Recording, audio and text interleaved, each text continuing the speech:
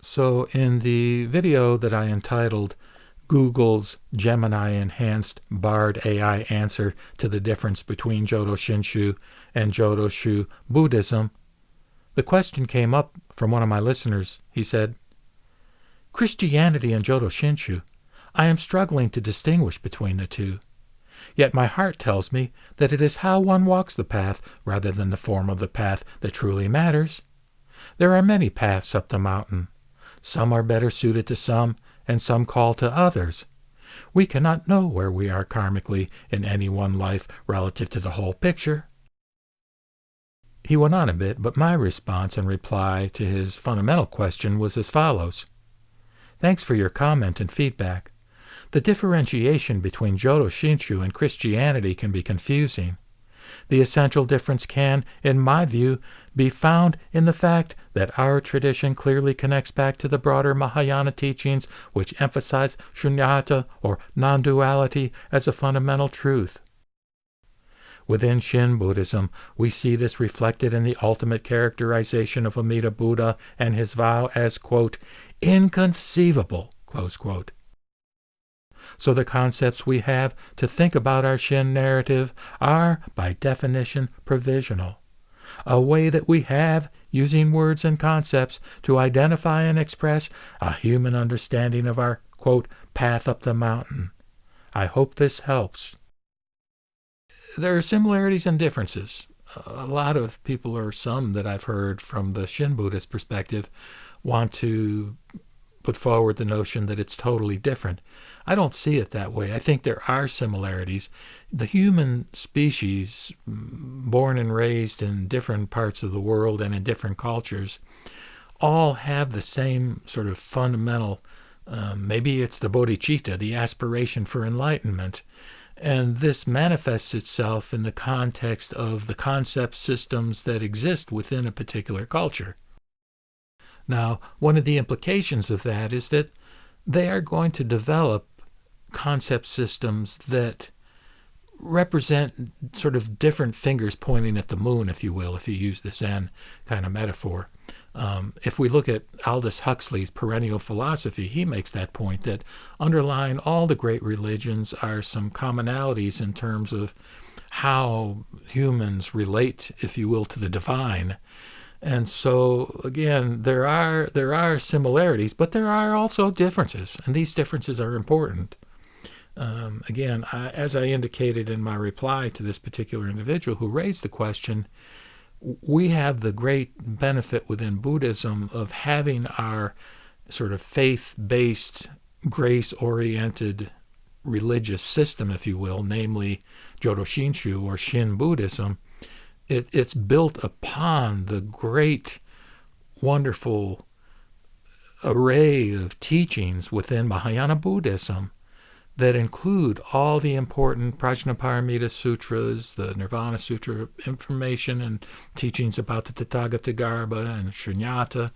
And so, it's not to be viewed in isolation. Now, whether we want to view Jodo Shinshu as provisional or not, I think there are different opinions in that regard.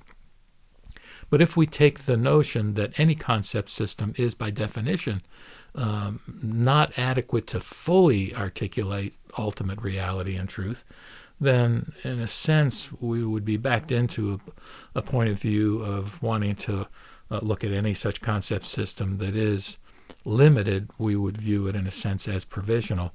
And as the subscriber here, as the listener to my channel, wisely points out, that there are many paths up the mountain. Some are better suited to some and some call to others. And so that's very, very important, again, in the context of, for example, Chapter 2 of the Lotus Sutra, where the Buddha talks about expedient means. The Buddha is very wise, and Buddhism is very profound, if you will, in having provided us with these many paths. Some depend upon rigorous meditation kinds of approaches. Some depend upon following many, many precepts in terms of good conduct, if you will. Others are more devotionally oriented, as is the Pure Land path. And again, within the Pure Land path, we have a continuum. where for some sects, repeating the name of Amida Buddha, Nama Amitabha, this kind of thing, is sort of one practice among many. But Shinran Shonin, of course, he became a follower of Honen Shonin, who focused very, very exclusively on the Nembutsu, or Namu Amida Butsu. But even there, I think Honen, even though a lot of folks, including Shinran himself, wants to say that he relied only upon Honen's teaching, the fact is that Jodoshu, or the Pure Land school of Honen, does, I think, imply the idea that there is a practice, namely repetition of the Nembutsu many, many times. Shinran, I think, transcends that particular ultimate limitation by indicating that no, only once is sufficient. Only once is sufficient. Only a thought is sufficient. And even that one recitation or thought is gifted to us by Amida Buddha, by other power. So this is what it all comes down to, in a sense, is there an other power in the universe? Is there a power that goes beyond our conceptual framework, our way of thinking, that does somehow influence us? I don't think, sort of from a Christian perspective, that it's a God who created us, nor do I think it's a, quote, God who judges us, nor do I think it's a God or a cosmic being, if you will, such as Amida Buddha, who can be pinned down in terms of his or her exact attributes.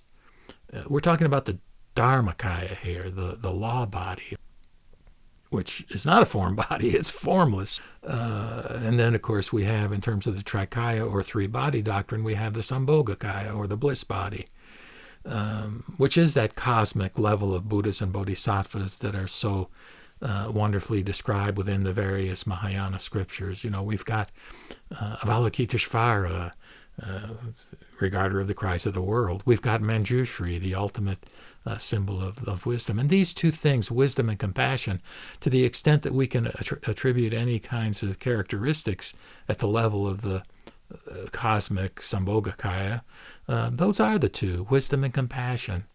And I'll get back to that in a minute. But then the third body is the Nirmanakaya, or the form body, where the Dharmakaya can basically manifest itself in some kind of incarnate form for the sake of being able to relate in a more understandable way to human beings who can appreciate in a more direct and significant way the teachings of a person such as Shakyamuni Buddha, or for that matter, Shinran Shonin.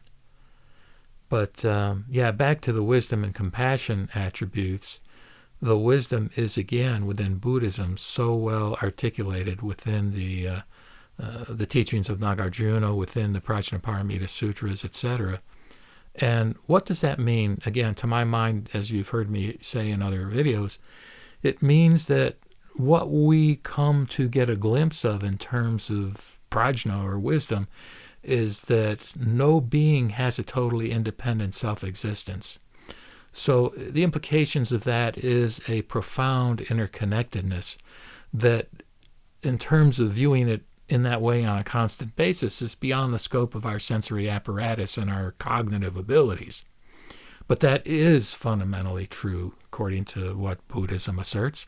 And if it is true, as the Bodhisattva recognizes at some stage in his or her development, then that is the trigger, the foundation, the source, the rationale for compassion. Because if there is an interconnectedness, if I am not totally separate from you and from others in the world, well then, in a sense, how can I presume to aspire for my own enlightenment, independent of the progress and relief from suffering of all the other beings in the world? So that's what the Bodhisattva has the insight of, and is the basis for his or her fundamental vow to forego his or her attainment of enlightenment until he or she can help all beings get on board that great vehicle and help everybody cross the sea of suffering to the other shore of peace and tranquility. Namo Mita Butch. Namo Mita Butch. Namo Mita Butch.